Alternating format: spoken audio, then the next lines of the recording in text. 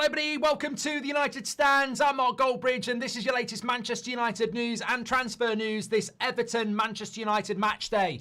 We've been waiting a long time for this, haven't we? But we will be talking about Ruben Amorim. His embargoed press conference for the Man United versus Everton game came out late last night, and he has been speaking about quite a few interesting things. How he's very frustrated with the last two Man United performances. How he will let Mainoo and Zirkzee go, but it's about what's best for the club.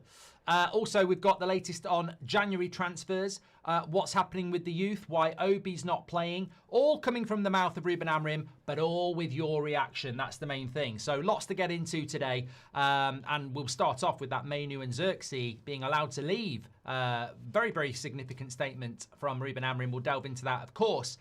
We won't be talking about Casemiro, I don't think, because a lot of people are talking about Casemiro this morning, but we did it last night. So we will try not to talk about that. But we may go into that later in the show. I feel like it's been so long since we've done a watch-along. I can't wait for tonight. 8 o'clock, we'll be there. I'll be standing. United will be winning. We'll be into the top 4 or 5, which is great. But it feels like a long wait, doesn't it? We've had to be patient, but today is our day. And bring it on. Make sure you smash a like on the video. Okay, let's start off then. Get your thoughts around this. So Ruben Amorim asked about Zirkzee, Mainoo, their futures at the football club. My interpretation is that he is basically saying they can go. But what he's saying is, I need replacements before they can go. This is not a statement of these are important players to me in my interpretation. But this is what Amorim said. You tell me what you think. The club comes first. That's the priority number one. We have to think about the club and the team. After that, anything can happen. And having been a footballer myself, I completely understand, that they want game time. He says, I want to help my players in all situations, so I don't know what will happen, but I do want my players to be happy. I understand the frustration of some players, given that the World Cup is approaching, but Manchester United comes first, so if I can help the club and the players, I'll be happy. Otherwise, I have to think about the team. And I think what that basically is that Manchester United comes first. And what that basically means is his results focus comes first. Because what's best for Manchester United is that we're in the Champions League. What's best for Manchester United is that we win games. So the individual desires of people like Zirkzee and Mainoo come a massive second to what Amorim believes is best for Manchester United. And what effectively he's saying is, Mainoo and Zirkzee can go. They're clearly not part of my plans. You can see that week in, week out. They're backup players. I understand they want to play first team football. I was a player myself. I want them to be happy. So they can go. However, it's got to be right for Manchester United. And if I get injuries to Casemiro and Bruno, then Mainoo would play. So if Mainoo's going to go, they've got to give me a replacement. And I think that's the clearest indicator yet that really Amorim is putting this on the people that are responsible. Mainoo, Zirkzee and the club. He's just saying, look, the reason they're here, I mean, correct me if I'm wrong, they're on my bench every game that they're fit. They are my backup players. They're not my first team players. They might be frustrated by that. If they want to go, then the club has to find me replacements. And I think that's where we are with this. So I think it's really interesting to sort of establish what's going on beyond the January transfer window with these two players. But I think it comes down to two very simple things. We won't let Zirkzee and Mainoo go unless we get replacements in. And I think we're all in agreement with that. I agree with Amorim on that. Personally, I don't agree with letting Mainoo go. I'd be giving him more game time, but Amorim is the manager. And I'm happy that we're not playing this pretense anymore that they're part of my plans, because they're not. They're just not. Whether we want them to be or not, I think we need to grow up and realise they're not part of the plans. Zirkzee is not part of the plans and Mainoo is not part of the plans. And it would be miraculous for that to change because Bruno never gets injured. Casemiro's in a World Cup year. So Mainoo's blocked off, basically. And he needs game time. Look at Amas at Sheffield Wednesday. So I now look at United and go, this is another reason you need to bring a midfielder in January. One, our midfield is weak. And two, Mainoo needs game time that he's not going to get here. And three, Amorim is basically telling the world that if I get replacements, they can go. So if I'm Mainoo this morning or I'm Zirkzee this morning, and Zirkzee's situation is slightly different, because we do have the AFCON and Sesko is injured, so he might expect to get a bit of game time. But if I'm Mainoo this morning, I'm waking up and I'm going, look, he don't want to use me. I want to play. This is on the club. Well, are they going to put their hands in their pockets or not? We'll have to wait and see. Bram says, I'm very excited for tonight. My prediction is 3-0. Well, I've gone 3-0, but I think it could be as high as 4. But look, it's a big game for Manchester United tonight. Now, the second thing I wanted to talk about Ruben Amorim, and I find this keeps happening. This keeps happening, and some of you are going to be on the opposite side of the fence, and some of you are going to be on my side of the fence here. This keeps happening, though, and it happened against Everton a year ago.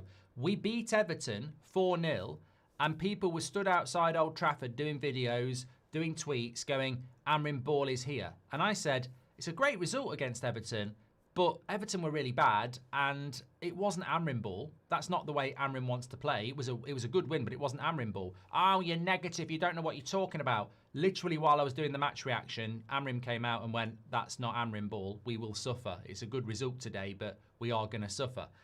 And we did suffer. And we didn't see Amorim ball. I said, after the Forest game and the Spurs game, I was very, very frustrated. To the extent that you can go and read the comments on the Spurs reaction. You're too negative. You're too much of a moaner. This, that, and the other. And I was like, no, I remember that Spurs game, and I said, look, I'm not sorry for this. I'm massively frustrated with that Spurs game. I thought we played crap throughout it. We've needed a not lucky, but we've needed a last-minute equaliser to salvage a point against a crap Spurs side. I was massively frustrated with that result. And some of you were trying to tell me, no, it's a great point, this, that, and the other. Well, look, if you don't like my opinion, this is the opinion of the manager. Staying unbeaten isn't enough. I'm very frustrated by these last 2 matches, especially the last one. For us, it's not sufficient. In this club, being unbeaten isn't everything. We didn't win the last 2 matches. That's why I think like that. I don't feel like we've been unbeaten for 5 matches. In my mind, we didn't win the last 2 matches. That's how I feel. And, you know, what do you want me to say about that? That's exactly how I feel about it. So I feel like I don't feel justified. I don't feel justified in it at all. That's not, I don't like I told you so or anything like that. But I do feel like Cap or Die says Amorim agrees with Amorim doubt, essentially. No, I just think Amorim I feel very in tune with Ruben Amorim. I have done ever since he came in here. There's only Ralph Rangnick since Sir Alex Ferguson that I felt in any way, shape or form that the mentality is similar to mine. And, you know, this is why it makes me laugh when people say, oh, you're Amorim out or anything like that. I'm Amorim doubt at times and I'm Amorim critical at times. But I am so in tune with this manager and he seems to think the same way as many of us. And I was massively frustrated with that Spurs result. So to have the manager come out and say that he was massively frustrated and it wasn't good enough and he's not happy with it, it sort of makes me go, to all the people going, you're so negative. Well, have a pop at the manager then. And that makes me smile because I'm sort of like, well, I obviously feel exactly the same as the manager of this football club. I don't think that was a good performance against Spurs. I wasn't happy with it and I was massively frustrated by it. Oh, and hello, so is Ruben Amorim. So I like this manager. I like him a lot. I hope he's going to work at Man United, but regardless of whether he gets sacked or not, I'll still like him. I still like Rangnick. You know, I still like Mourinho. I still like Ollie. I still like them, whether they get sacked or not. I like them as people and the way they portray themselves. But it is interesting because you get all these bloody, you know, cheerleaders, toxic positivity telling us we shouldn't be moaning after Spurs, and then our manager's moaning. So I think I'll stick with my, you know, with my instincts after games. And, you know, I think that's what I would advise anybody to do. There's been games where we've won and we didn't play very well, and I've said winning's all that matters. But after the Spurs game, I was a bit like, and I imagine this is what Amorim's talking about. The reality is, against the Forest, once bitten, twice shy. You know, once is a coincidence, twice is a theme, and you know we replicated Forest a week later against Spurs, and I think that's where his problem comes from. So, a few people talking about the volume. I'm just going to say it very, very, very, very quickly. I don't know what the volume problem is. I've not changed anything. So for some people it's fine, and for some people it isn't. So that's out of my hands. I can't do anything about it. Apologies if you've got a volume problem. We had it last night. I've listened to it back. Loads of people are watching it. It's fine for them. It's not for you. So it's nothing to do with me. I can't do anything about it. So if you're putting volume in the chat, you're wasting everybody's time. Maybe leave. Maybe don't watch the show. But we can't do anything about it because for some people it's really good. For some people it's not. So it's clearly not anything to do with us because we haven't actually changed anything as far as I know. Unless... I don't think there's anything... That wouldn't make a difference, would it? Hello. Yeah, I don't know. I've got no idea, actually. I've got no idea what's doing it. So, anyway, we carry on. Bram, with his comments, says very excited for tonight, but very happy about that. Yeah, it's very interesting that Ruben Amorim has had that to say. Also, I just want to talk very, very quickly about Semenyo. It just keeps coming up again and again and again and again. I saw something this morning about Man United offering Semenyo his number that he wears at Bournemouth. I mean, is it 24 or something like that? Fabrizio Romano this morning saying that Semenyo was on Man United's list of attacking targets last summer, and he is a player that's appreciated by Ruben Amorim, but at the moment the club is very happy with the players they have in attacking positions. I feel like with Semenyo, it's just like, it's like Milinkovic-Savic. It's like a story that we just can't get rid of, that I wish we could flush. And not because Semenyo's a bad player. I think he's a bloody good player. But when you look at the fact, or the facts, it's just not logical on the menu or anything. And we still keep getting linked to him. And there are those 5 strands of transfers where, you know, 3 of them, Man United are being used by agents, clubs, or the player themselves. And I feel that that's just what's happening with Semenyo, because we're not actually in for him. And it's all right, Romano saying he was on Man United's list in the summer. Was he? Was he really, though? I mean, I don't think he was on our list in the summer. He might have been on our list a year ago. Cunha was priority number 1, and Mbeumo was priority number 2. And we were only buying 2, and we got them. So what's this? This Semenyo story is just an absolute waste of time. And it excites some people because he's a good player. But we bought the players in that position. We got Cunha and we got Mbeumo, and that's it. We're not looking at spending £65 million on another player that plays in a position we've just spent £130 million on. So Semenyo thing's really, really boring. And yeah, I don't really know, you know, why it keeps happening other than it's Man United, and if you can attach Man United to a player, you know, it gives it more kudos, I suppose. But yeah, we won't be going towards him, I'm afraid. So yeah, we'll have to leave that. But Ugarte has been spoken about, and I thought this was very interesting because obviously we've had the leaks about Ugarte, and there was that story that Ruben Amorim had a go at him, saying you're not the player you were at Sporting at the end of last season. So he's been asked directly about Ugarte in his press conference in this embargoed section that came out last night. And this is what Ruben Amorim had to say about Ugarte. A lot of very good players come to Manchester United and sometimes they struggle. He is struggling in the moment. My job is to try and help him to feel as a player like I felt when he was a Sporting player, for example. Look, I don't know. I don't have a problem with that. I don't have a problem with that. I think sometimes we sort of live in the shadows in relation to what's true and what's not, and the rumours circulate. So when a manager comes out and says, look, this player is really struggling and he's not at the level I need him to be, is it a problem? I mean, you're publicly... Look, he hasn't got a British passport. If he said that about Luke Shaw or Harry Maguire, the press wouldn't like it. But it's Ugarte, a foreign player, so the press won't give a shit. So that's not going to cause him a problem. Also, he's not really playing, is he? And when he came on against Spurs, he was awful. So I don't think it's a bad thing when a manager comes out and says that a player is struggling when they actually are struggling. And I would imagine Amorim has tried a few things privately and it's not worked. So he's of the opinion that, look, I've got a play. Mainoo's different because at 20 years of age, Mainoo can be loaned out. You've got time. He's come through the youth setup. He's on a low wage. So Mainoo is low risk because he's on low wages. We haven't paid anything to get him and he's young. And if Mainoo ends up being a flop, well, it's only the same as Kieran Richardson or James Wilson or any other young player that looked like they might be decent and then, didn't.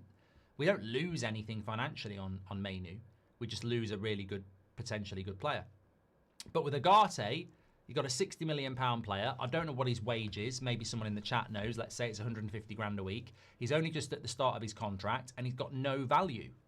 So it's a little bit more of an urgent problem with Ugarte because I would say the chances of him coming back at Man United are slim, but that's what Amorim's got to try and do. He's got to try and boost the value of that player one way or another. So publicly coming out and saying that he's struggling, you hope that then the player responds to that. Ugarte might not respond to that at all. He might not like it, or he might take it as a kick up the arse. But I think he has to. I think he has to look at it certainly.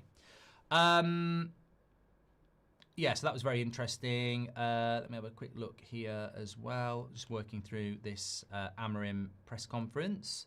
So we spoke about the unbeaten run. We spoke about Zirkzee. I wanted to talk about the youth a little bit as well, actually, because he spoke about Lacey and he said, I'm very happy with him.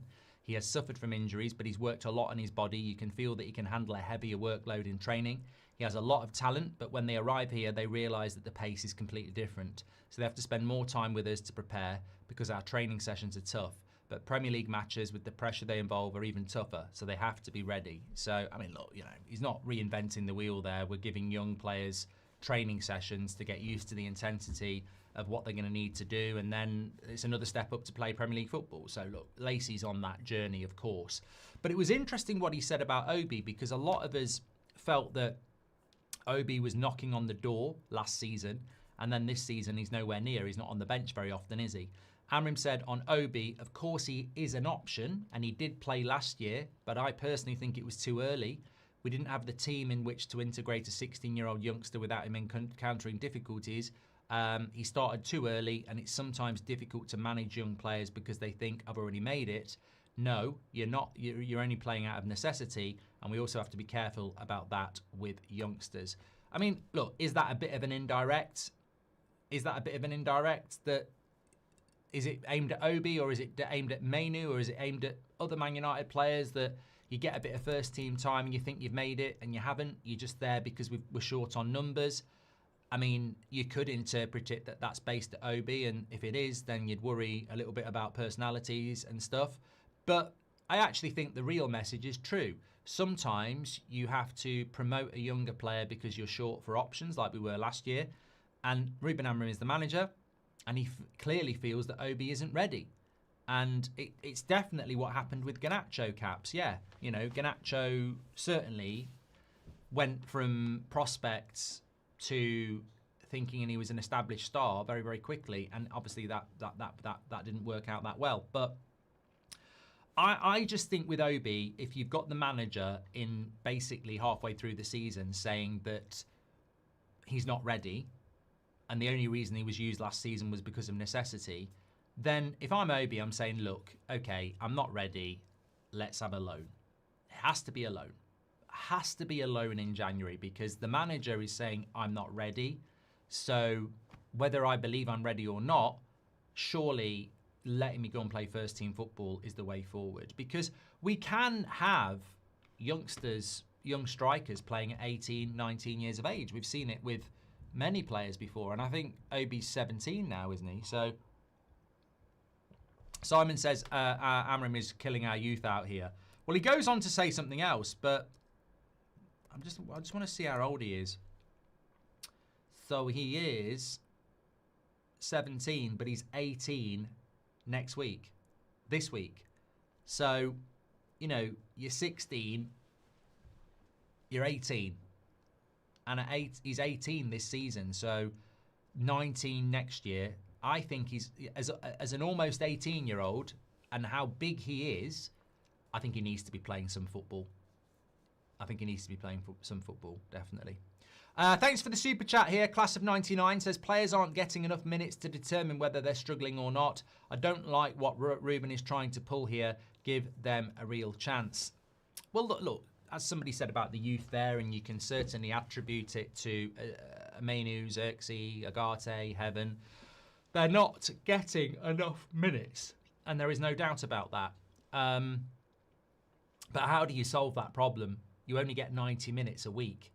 It's going to be really interesting over the next few weeks because we're not in Europe. We're not in the Carabao Cup. So we don't get the opportunity to double up your minutes per week, which double ups the opportunity for players. But Crystal Palace on Sunday, West Ham on Thursday, and then Wolves on the following Monday. That means we've got 4 games in basically 2 weeks, isn't it? So tonight, Sunday, Thursday, Monday. Yeah, 4 games in 2 weeks, whereas normally we'd have 2. So with the midweek game against West Ham and us playing on a Monday, it congests things a little bit. And we know the AFCON's coming up as well.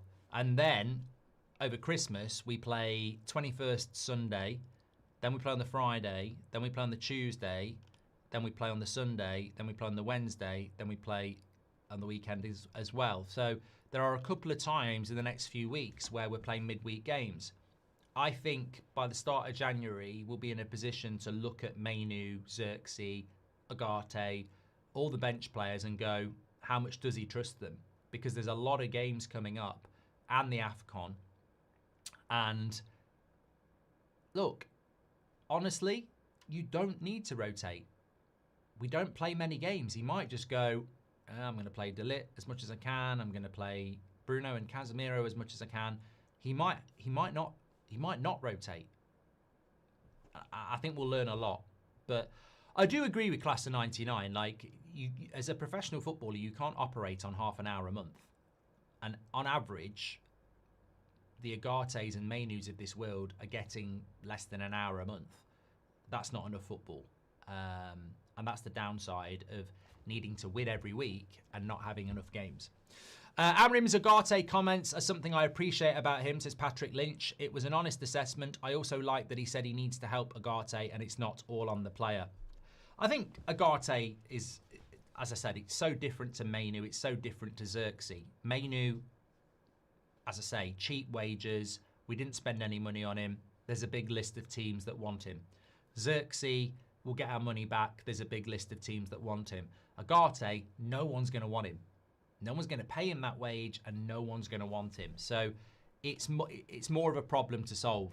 And yeah, I agree with you, Patrick. It's good to see Amorim wanting to solve it because he's going to have to solve it. Otherwise, he's going to end up with another one of those players where they're just sat around running their contract down and we can't get rid of them. Docu says, unpopular opinion, I think we're going to lose today. Oh, mate. I can't go down that road. Just let's have a couple of minutes on the game today. How are we all feeling? I can't go down that road. I'm not going to sit here and say that it wouldn't surprise me after half an hour if it's 0-0 and we're playing shit. Man United are capable of that. But the most part, I think 3-0 win, maybe 4. Loads of confidence. Tomorrow morning's show, we're talking about Champions League football and getting back amongst it, you know, and I'm happy to do that. That's, you know, I'm 90% sure that's where we're going to be. It is the Premier League, though, and a lot of people have written Everton off, but I can't be dealing with that. I think if we go back to those days, we've got problems. And I'm not saying that we're not going to lose games. I mean, Palace have only lost 2 games this season and they've conceded less than 10 goals. They're having a brilliant, brilliant season. And our hope against Palace is that they're playing on Thursday in France and then they've got to play against us at midday on Sunday. However, I look at it and I go, tonight has to be a win. And I was thinking about this over the international break. Like, I'm convinced there are United fans out there that want us to suffer for whatever reason, to be proven right or whatever, I don't know. And that's well and good. But can we really, even if you want Amorim out, even if you want United to suffer secretly, do you really want another season like this? Do you really want another season where it's one game a week? Like, we've got to get into Europe. And tonight is not about being in the top 4. It's not even about being in the top 5. Beating Everton at home is about putting yourself in the top 6 or 7. Done it again. But it's true. It is. Winning your home games against teams in the bottom half of the table doesn't even put you in the top 4. They're not the results that put you in the top 4. Winning away to Villa and Palace puts you in the top 4. Beating Everton at home is about putting yourself in the top 8. We have to win tonight. We have to win tonight. So good point, Docu. I like it. Thanks for your super chat. Appreciate those. And thank you very much to Patrick Lynch as well. Appreciate that. We need 3 points. Simple. Yeah. Look, Scott Farrell says standards have crashed in the fan base. People will complain about. People will overreact to the win tonight, and people will overreact if we draw tonight. I don't mind that. I don't mind overreactions to winning, because when we're in the top 5 tonight, when we win, it looks really good, and people will start to get excited. Because football's for everybody. It's for the doom merchant, it's for the toxic positivity, it's for the low IQ, it's for the intelligent, it's for the experienced, it's for the new and inexperienced. So if we win tonight and people start talking about title races and top 4, that's absolutely fine. Because when we drop points, they'll be talking about, relegation. The reality is tonight just needs to be a win. And if it's 3 or 4-0 and we play really well, great. But if it's 1-0 and we play shit, let's just get the win. That's what tonight's all about. There's the dream win, there's the ideal win, but the bottom line is there's the win, and that's what we need to get tonight. Robert McCormack obviously feels the same as me. I'd take any win. They've got players that can hurt us. I think with Everton, and I did talk about them briefly on the preview, Everton, I don't think have got many goals in them. But they have got players like Ndia, who I think is a fantastic player. Reminds me a lot of Cunha in the sense, but I think he's a little bit more direct in taking people on. Ndia and, Grealish on his day can be very, very good.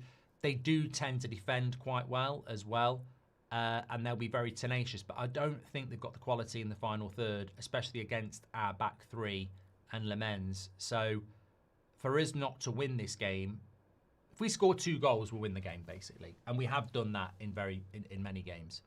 But I'm like Robert, I'd take any win, of course, tonight. Let's talk about some other stuff. He spoke about the academy, Amorim. He said, it's not me who prepares the academy. It's the people in charge. We give them more attention. We discuss them. It's very important to exchange information about the players, their needs, their behaviour. For a young player to be called up to the first team, he must have very good behaviour. This link is important. I spend more time with them at training, so I have more confidence in them. When we play these young players in the Premier League, they will have difficulties, but I think they will have fewer. Everyone at the academy is doing very good work currently. And look, I think there's a lot of attention on the... And he spoke about Rasmus leaving as well, with regards to the academy, which I want to talk about next. But let's hit this head on first. There are a lot of you who say he's neglecting the academy. There are people out there saying, using this as an opportunity to criticise Amorim. I like Amorim, and I will criticise Amorim because I like Bruno, and I will criticise Bruno. I like Casemiro, and I will criticise him. Man United are not where they need to be, and there's multiple reasons for that. And it's open season on anybody if they don't do things right. But I think on this one, I back Amorim. I don't think in relation to the youth, he's doing anything wrong. We don't have a standout youth player that's good enough to start for this team. And we don't have a young player really that's good enough to regularly get 20 minutes. Mainoo's the best player for it, and Mainoo's established. I know he's a prospect, but he's already had his youth player era. So if Mainoo can't even get in the team because the minutes are limited and Amorim needs to win games, we haven't got that Greenwood, Giggs, youth player at the moment. We've got a lot of good young players, but we're going to need to be more patient with them. I agree with Amorim. They're not ready for this. We're still on thin ice as a season. I know we're looking at the next 10 games and going, oh, we could be in the top 3 by Christmas. But we're still a team that were one bad result away from, everything piling on again. I mean, the Spurs result wasn't that good, to be honest with you. The result was good, but the performance wasn't, and we got a little bit lucky. So I don't feel that the criticism of Amorim around the youth setup is fair because, yes, we've got a number of potentially good young players, but none of them are ready. JJ's probably the best one, but he can't play for the first team because he's not old enough. He's the one in that entire youth setup that has that aura of being generational, and we can't use him anyway. Everyone else has potential, but they're not ready to chuck into the first team. So what do you want Amorim to do? You want him to give minutes to teenagers who aren't actually ready and throw them into an environment where it's not really conducive with nurturing and patience. We're in a results business. Chucking a young player into that environment might sink them, might cost us. So I don't think at the moment we're ready for that. I think if we had Europa League football, we probably would see some of these players getting minutes. But right here, right now, I don't think it's the time. And I don't think that's got anything to do with Amorim not appreciating the youth, because there's a lot of young players who are training with the first team, but that's about as much as he can offer at the moment. Now, if one of those players training with the first team suddenly looks better than a Bruno, or better than a De Ligt, or better than a Cunha, then I think Amorim would go, wow, look at what he's doing in training. He's better than Cunha. He's better than Bruno. And if he is, I think they would be involved. But at the moment, clearly, Amorim is nurturing these players, but nobody's standing out enough to be a first-team player. And if you're Arsenal, you can give Dauman 20 minutes here and there because you're in a really strong position. So I think it's okay. I think it's okay what's going on at the moment. But we have got some really talented players, but the environment's just not quite right. Morgan says, let Maguire go and bring me Lacroix. Want Sanaka too. Thank you very much, Morgan. Robert McCormack says, we definitely need 2 goals, as had 1 clean sheet all season. Look, I'm going with a clean sheet tonight, Robert. I've gone 3-0, I think. But you're right. Like, we're conceding nearly 2 goals a game. We're scoring 2 goals a game as well, which is what, 2-2 is our last 2 games, which is quite indicative of what we're doing. But we should be getting more clean sheets. Lamens has been very good in goal. Our defence has been very good, and yet we're still conceding goals. And I think when you analyse the goals that we're conceding, well, you tell me, what sort of goals are we conceding? I think it's crosses into the box. I think there's a weakness on crosses into the box again. Because we shouldn't be conceding as many goals as we are. And also, I think that runs with the second half, where we just seem to be dropping off a little bit. Get the youth argument, says John United, but we keep expecting them to hit the ground running. Scholes, Beckham, etc. came into a team with great experience and teammates. Yeah, and also, John, I mean, I'm old enough. Fortunately, I take it as a positive. I'm old enough to remember the Scholes, the Nicky Butts, the Gary Nevilles, the David Beckhams, and it was a long period of time. I think some people who didn't live it think that in the 95-96 season, the class of 92 just started playing and Man United won the league. Well, not at all. Not at all. Beckham and Butt and Neville had been having sporadic minutes and appearances for the previous 2 or 3 years. It was just 96, 97, 95, 96 where they actually became established first-team players. So, there is that period of, adaptation and integration. I'm keen for the game. I'll be watching from Sydney, says Kobbie. Well, wherever you're watching, we'll be live tonight with the watch-along, and I can't wait. Daniel Thompson says, hope you're well, Mark, and the United stand. Big game today. I think we can get a good result. Hope a win. Would have been my granddad's birthday today, so a big day. Let's go, Manchester United, says Daniel Thompson. Thank you very much for that. Happy birthday to your granddad, who would have been, sorry. Well, still happy birthday, and hopefully, you know, it's a day to remember with a United win, Daniel. Hope you have a great day. 22 points from the next 30 is non-negotiable, says Pierre.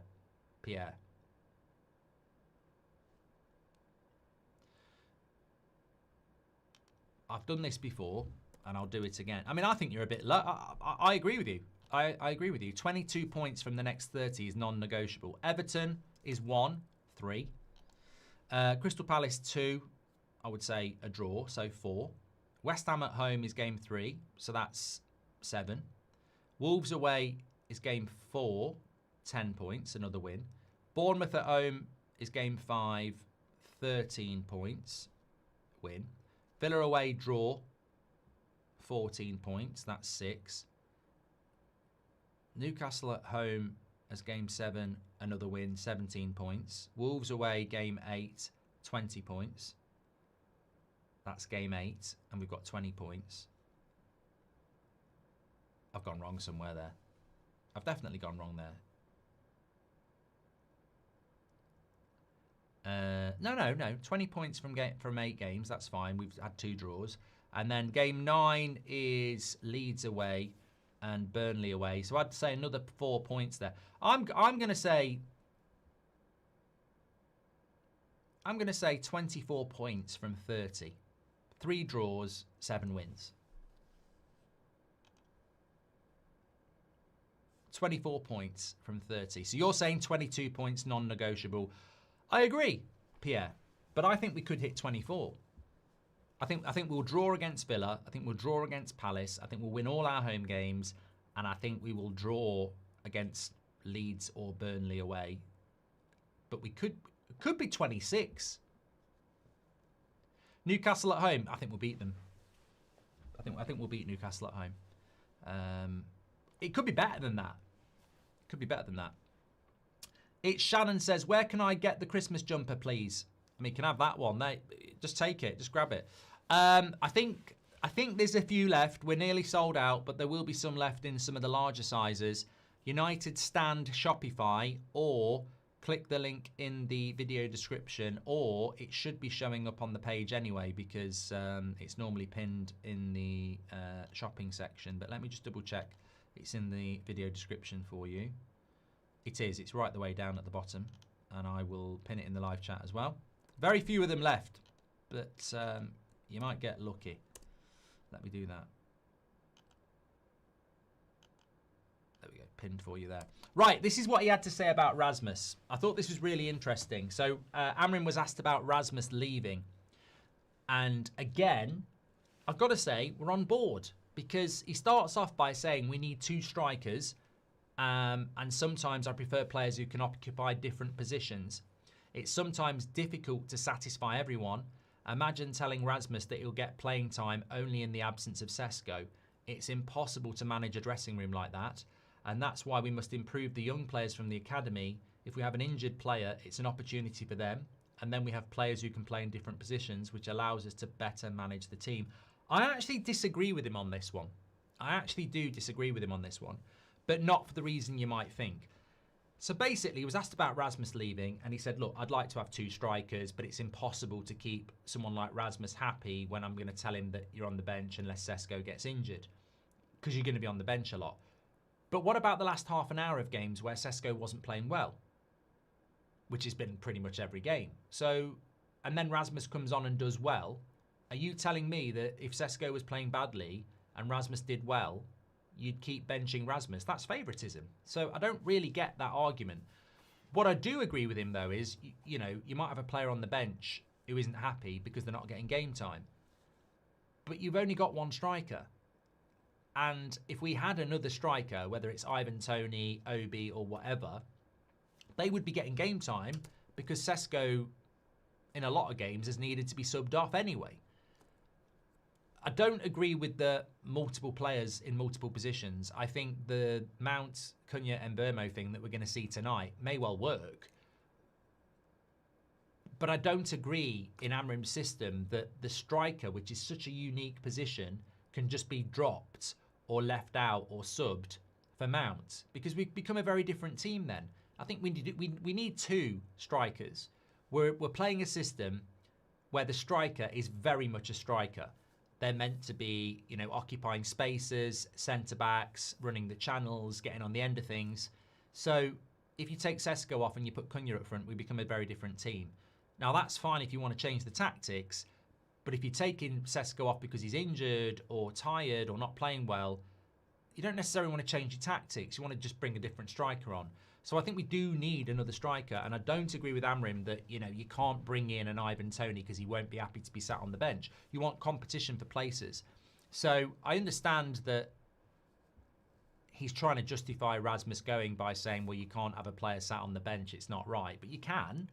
And in this situation, I think it was right to let Rasmus go, but I do think we need another striker. I don't think we can just go, we don't need another striker because they might not be happy to sit on the bench. You need competition for places. And our only alternative when Sesko's out at the moment is to change the way we play and go with a false nine. So we do need another striker. And I'm pretty sure that he would agree with that. But, you know, I think Sesko will be a good signing for Manchester United. However, he's even as a good signing, look, even Lewandowski has a bad game and needs subbing off. Like Harry Kane, like they've got Nicholas Jackson, haven't they? Erling Haaland is probably a robot and doesn't need to be subbed off. But we will need another striker to compete with Sesko and also be a replacement for Sesko if he's playing badly or injured. So we do need, I think we do need another striker. How do you know it's going to be Mount, Cunha and Mbeumo, says Clive? Well, I don't want to know. I don't want to know the team, and hopefully the days of the team being leaked are over.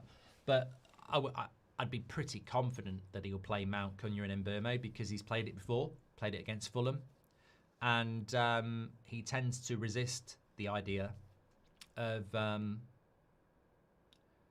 moving Bruno out the midfield. Also, we're at home, so you can't really play Ugarte and Casemiro in a midfield two against Everton at home. So I think he's got a...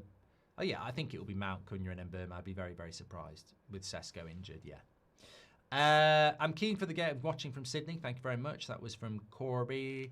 What is our ideal midfield combination according to you, says Addy? What, right now? Or with transfers, I like the idea of Stiller and Anderson. With what we've currently got at the moment, I'd like to see Mainoo in that midfield playing to the level I know he can, because I think we'd keep the ball better with Mainoo because he's a more technical player and he plays the shorter pass better. But as things stand at the moment, it's going to be Bruno and Casemiro, of course. And I can't massively argue with that. What about getting Troy Parrott, says AM Key. The problem is that not many coaches play a two-striker formation at the moment, says Football Red Devil. Yeah, but he doesn't need to play two strikers. Like, he needs two strikers, though. The football is so intense now, and throughout my whole life, it's very rare that a striker plays 90 minutes. It's probably the number one position in the team that gets subbed off for another striker. You see it all the time. And that's what I'm saying. We need two strikers so that we can replace Sesko, sub Sesko, or play if Sesko's injured. And we don't have that at the moment. Some people will say Zirkzee. Zirkzee, to me, is not a striker. I don't think he was ever a striker. I think Zirkzee is a false nine. I think that's what he is. /10. But I don't see him as a striker. To me, the question is not do we have enough youth players, it's do we have enough first team to support them? And the answer is no, says Chip. Yeah, look, we were talking about this last night about Casemiro, and people were saying we need to keep Casemiro for his experience. Pray tell me, in the 3 years that Casemiro's been here, who has he nurtured? I don't agree. Just because you're experienced doesn't mean you're good at nurturing players. Is Bruno Fernandes good at nurturing young players? I don't think he is. That's not a criticism. That's not a criticism. They're good players, but it doesn't mean that they're nurturers of young talent. I look at this Manchester United side over the last few years, and I am baffled, especially the last 2 years, why Garnacho, Ahmad, Anthony, Rashford, why they were always shooting from 30, 40 yards all the time, and Bruno Fernandes was watching them, and Casemiro was watching them. Now, if they were nurturing players, imagine what Roy Keane would say. Imagine what Ryan Giggs would say. They'd be saying, stop fucking shooting and pass the ball. And Bruno's never done that. And Casemiro's never done that. I don't think they are nurturers. I think they're very good players, but just because you're in your 30s doesn't mean you suddenly become a player that can nurture talent. Cantona was brilliant at nurturing talent. Schmeichel was good at it. Roy Keane was good at it. I don't think Casemiro and Bruno are good at nurturing young players. I think they're experienced players, but I don't think they're good at nurturing young players. And I think that sort of answers that previous question from Chip. Who in that team is good at nurturing players? And I think we lack that. And we've seen that with the indiscipline of people like Garnacho and others, that young players have come into that team and they've never really learnt teamwork. I mean, Garnacho's a great example. I believe a fantastic talent that was just never nurtured properly at all, was allowed to believe his own hype and allowed to just get his head down and take people on and shoot all the time and not be much of a team player. You look at him at Chelsea in the first few weeks, he's definitely passing more. And why over 2 years at Man United was he not passing and not, playing as a team player, and yet at Chelsea in 2 months he is? Probably because Maresca is a disciplinarian who works on system more than Flair. Maresca will play with Chelsea and he'll use Neto and Garnacho rather than Esteval and Gittins, because Garnacho and Neto will work harder in the defence. So I think this is something that we need to work on, because, and look, people like Martinez, De Ligt, Mazraoui, these type, Mbeumo, Cunha, these can be players that can nurture young talent, but we're going to need time to have that, I think. Adrian C, welcome to the Members Club. Thank you very much for joining and getting your members badge in. Appreciate you for that. Let me just make sure I've covered everything off from the Amorim press conference, because I would hate to not do that on this brilliant match day today. Very excited about it. Spoke about Zirkzee and Mainoo.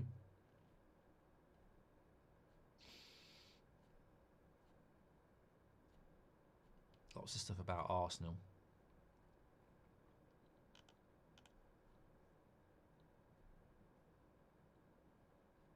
What do you think about Pogba? Player FC, isn't it? I mean, I'm glad to see him back playing football, but I don't really follow players when they've left Man United. I like Pogba. I'm glad to see him back playing football, but there's, most of the Man United people who are posting about Pogba is because, they're Player FC, isn't it? I'm not saying that's a bad thing, but it's the modern world we live in, isn't it? And Pogba certainly has a very big following in this fan base. But it's good to see him back playing football. But ultimately, I think at Manchester United, we, for whatever reason, didn't get the best of Pogba, which is a shame.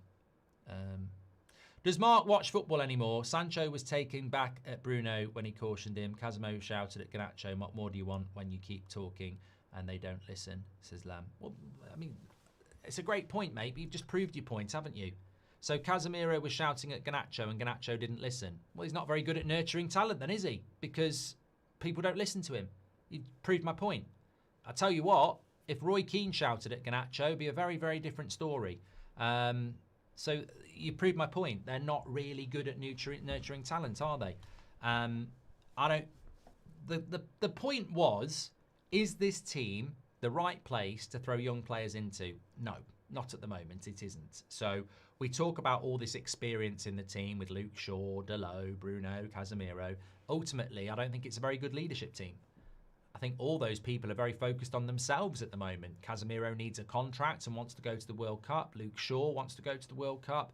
Bruno Fernandes, is a very, very self-centered player, and that's why he's very good, because it's all about him, which is why, he's he can play a bad pass and it's fine, but if someone else doesn't get on the end of his pass, he throws his arms in the air.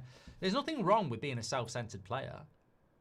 I said it right at the start. There's nothing wrong with focusing on your own game. That's 99.9% of the bloody Premier League. The real leaders are the players that focus on their own game but focus on everyone else's game, and they're few and far between, and we don't have enough of those players at Man United, and you need those players if you want to develop youth, and we used to have bloody loads of them. We used to have too many of them, if anything. Now we've hardly got any. But I do see positives in the likes of De Ligt and Mbeumo and Cunha. Those types of players I do see as the right types of players for Man United, and it's no coincidence that we're looking to bring and promote those types of players in to create the environment to develop young players. But I agree with Amorim at the moment, we don't have the right environment. Can we acknowledge MG scoring 4 goals and on fire? Well, you can simply, Red. I don't need to acknowledge him at all because he doesn't play for Man United. So there we go. Bruno can play the worst 5-yard pass and still blame someone else on the pitch for not teleporting to it. Yeah, but that's, you know what? That's Bruno. It's always been Bruno. I don't think Bruno's a captain, really. I don't think he is. I think he's the best we've got, but I don't think he's a captain, and I think he gets criticised for that. But the same guy that can throw his hands in the air and be petulant is the same guy that can produce a ball that wins us a game. And Bruno's not useless. Bruno can be frustrating, but I still think he's our best player. I don't like him in the midfield. I want him at number 10, but you know, I think if you take away that petulance, you probably lose the arrogance of Bruno and what he's good at, you know. Thank you, everybody, for watching this morning. Match day today. Very excited about it. So we are probably live at about 6:30. We count down to kick off with an 8 o'clock start time. So get ready for that. Thank you, everybody, for watching today. Fantastic show this morning. Great start to the week, knowing that we've got a big game coming in. And I would say that positive, like United need to go and get a midfielder so Mainoo can go on loan. Simple as that. Take care, everyone. Speak to you all in a bit. Thanks for watching.